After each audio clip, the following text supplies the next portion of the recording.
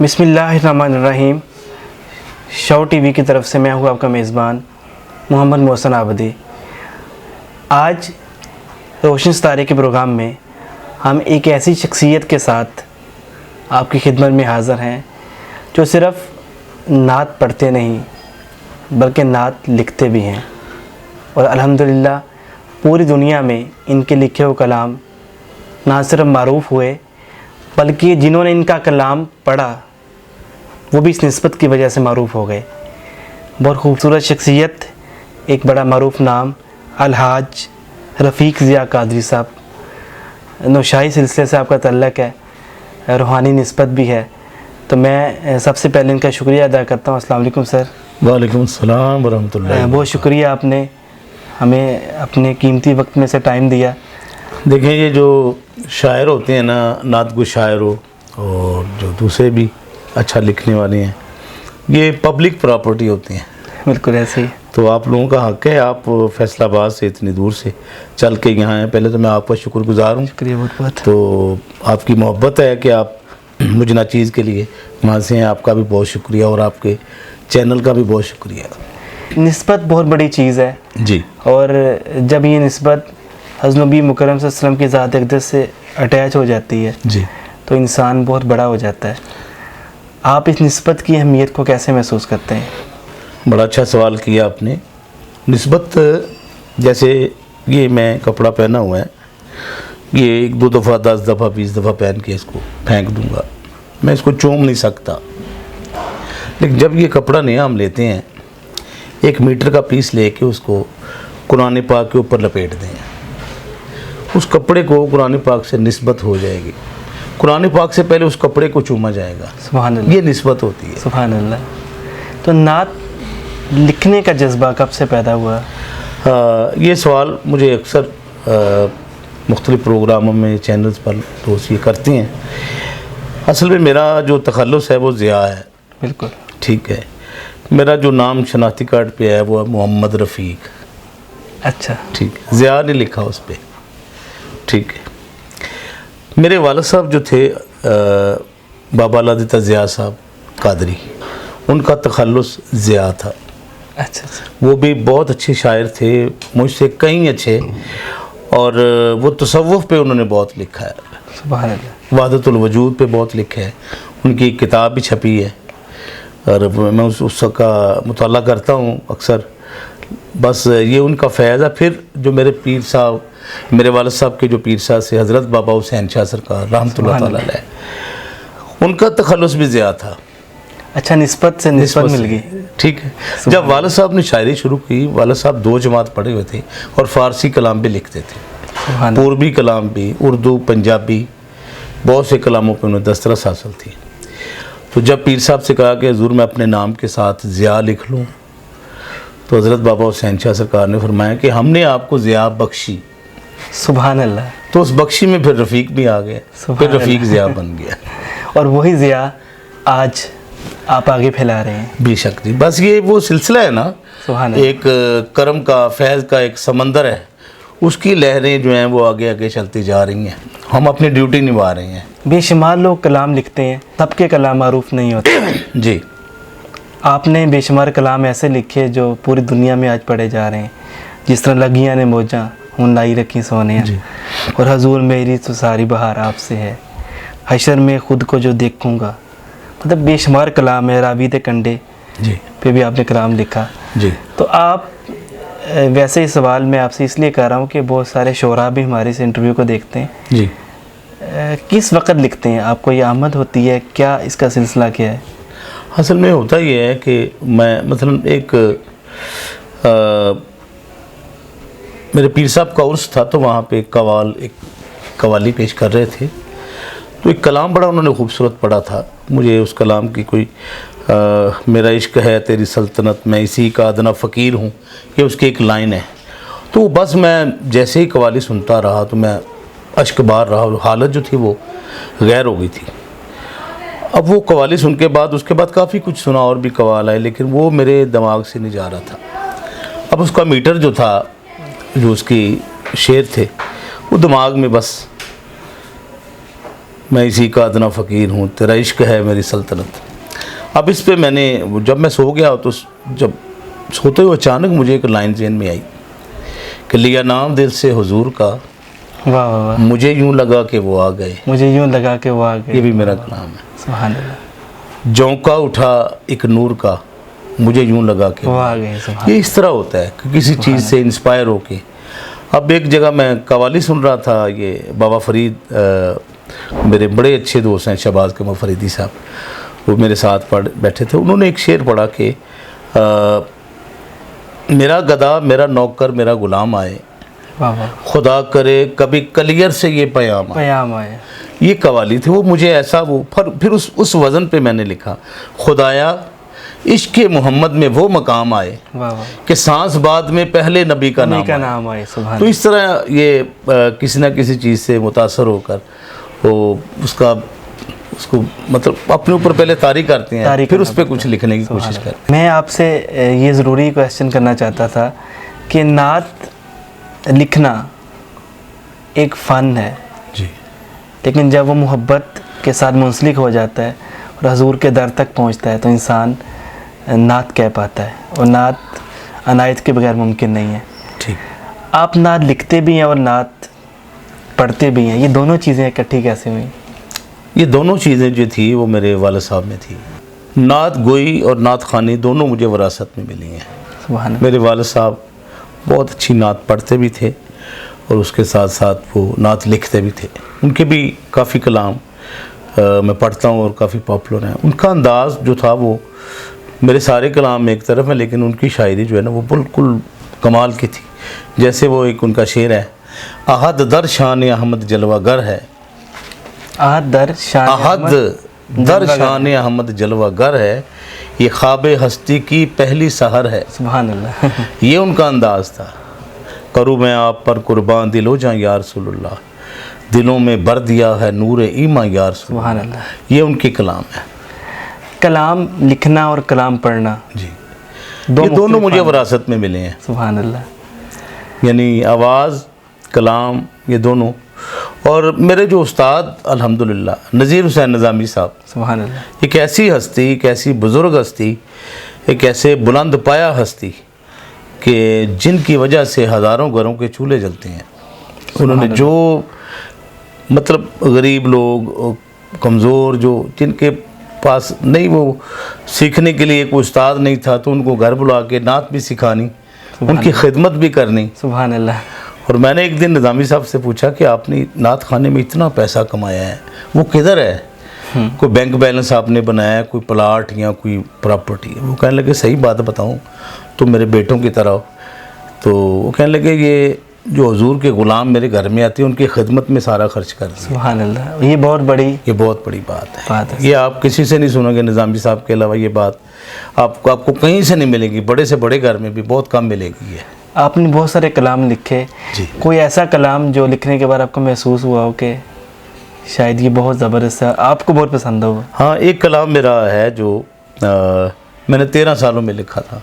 सुभान अल्लाह। उसको 13 साल इसलिए लगे थे कि मेरा ये ख्वाहिश थी कि हर कलाम में आप भी, क्योंकि माशाल्लाह नात गो शायर हैं, अच्छा लिखते हैं, तो हर कलाम में एक या दो शेर हासिल कलाम होते हैं।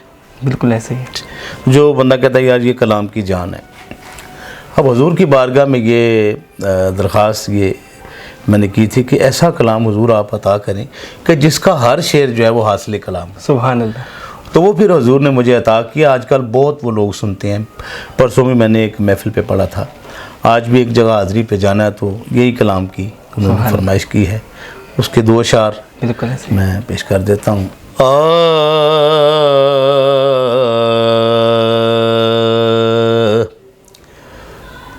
हश्र में खुद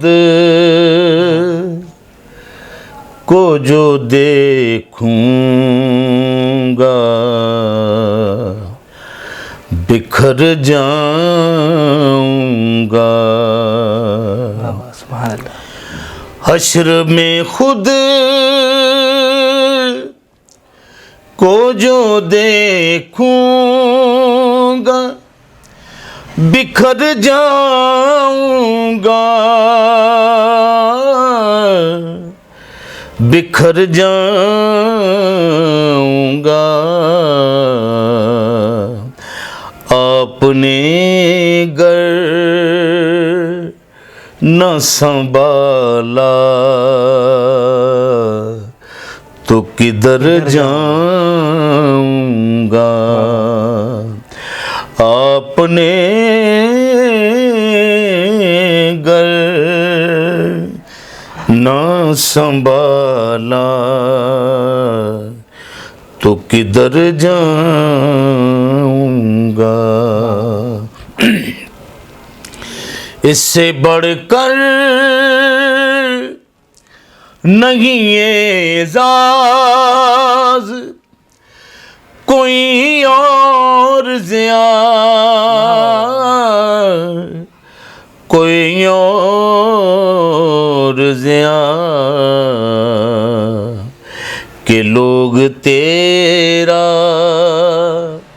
ہی کہیں گے، میں جدھر جاؤں گا لوگ تیرا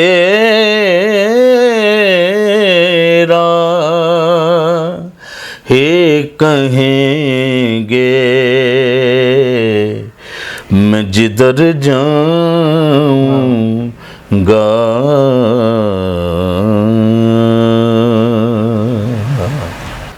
لفظ جب تک وضو نہیں کرتے، لفظ جب تک وضو نہیں کرتے، ہم تیری گفتگو نہیں کرتے۔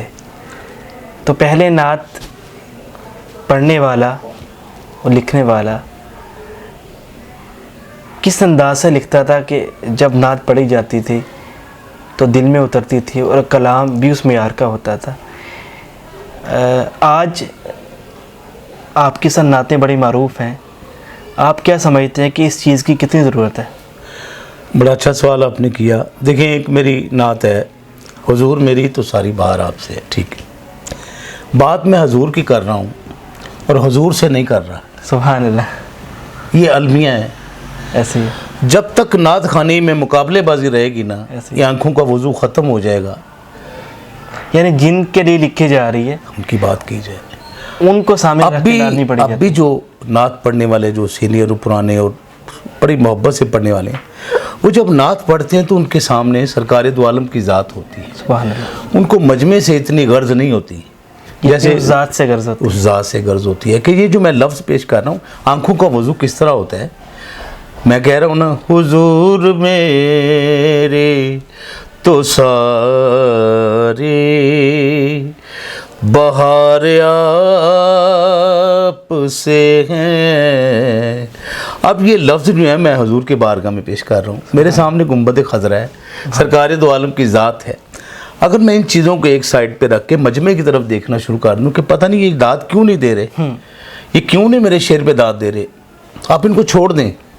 جب آپ کا لنک بن جائے گا نعت پڑھتے ہوئے سرکار سے، کو لوگوں کی آنکھوں کا وضو ہوگا، پھر سبحان اللہ، تو آپ کی آنکھوں کا وضو بھی ضروری ہے۔ آپ کی آنکھوں کا وضو، وضو اندر ہوتا ہے نا بندے کے، سبحان اللہ، جب آپ کی آنکھیں نم ہوں گی تو وہ جو تاثیر ہوتی ہے وہ لوگوں پہ وارد ہو جاتی ہے، تو پھر ان کی آنکھوں کا بھی وضو ہوتا ہے۔ سبحان اللہ، کر پاک دل کو غیر سے، جی اس کو وضو کہیں، ہاں، پر شرط ہے پیارے کہ ہر دم وضو رہے، بے شک، اور اگر چاہے نماز پڑھنی تو ہستی سے درگزر، ایسا گزر کے باقی نہ ہستی کی بو رہے۔ ہاں، تو آپ نسبت کے حوالے سے میں سمجھتا ہوں کہ آپ میں کوئی ایسی خاص کیفیت ہے۔ دیکھیں، ایک ہی چیز بہت سارے لوگ پریزنٹ کر رہے ہوتے ہیں، جی لیکن سب کی وہ چیز ہٹ نہیں ہوتی۔ جی، آخر کیا چیز اس کے اندر موجود ہوتی ہے جس وجہ سے کسی کی چیز معروف ہو جاتی ہے؟ اس پہ آپ کیا کہنا چاہیں؟ شاعری کا جہاں تک تعلق ہے، پہلے تو اپنے آپ اوپر وارد کر کے لکھیں۔ میں اپنے جو نئے لکھنے والے ہیں ان سے صرف ایک ہی بات کہتا ہوں، جو بھی مجھے میرے شاگرد بھی ہیں، کہ بیٹا فیلنگ سے نہ لکھو، فیلنگ سے لکھو۔ سبحان اللہ، کہ جب آپ بعض دفعہ ہوتا ہے کہ میں مصرع لکھ رہا ہوں تو میں خود ہی میری وہ کیفیت بن جاتی ہے کہ یہ میں نے لکھا ہے مصرع۔ ہر کلام کے پیچھے ایک سٹوری ہے، میرے کلام کے پیچھے کہیں پہ میری دل آزاری ہوئی ہے, سبحان اللہ, کہیں پہ کچھ ہوا ہے, کوئی نہ کوئی معاملہ کچھ ضرور نہ ہے, کچھ پیچھے اس کی ہاں, کہانی کوئی ضرور خوشی ہے, کوئی غم ہے, کوئی کچھ نہ کچھ اس کے پیچھے ہے. تو ہر کلام آپ کا کلام افسانوی نہ لگے, واہ واہ, وہ میرے بناوٹی کلاموں نہ کی لگے.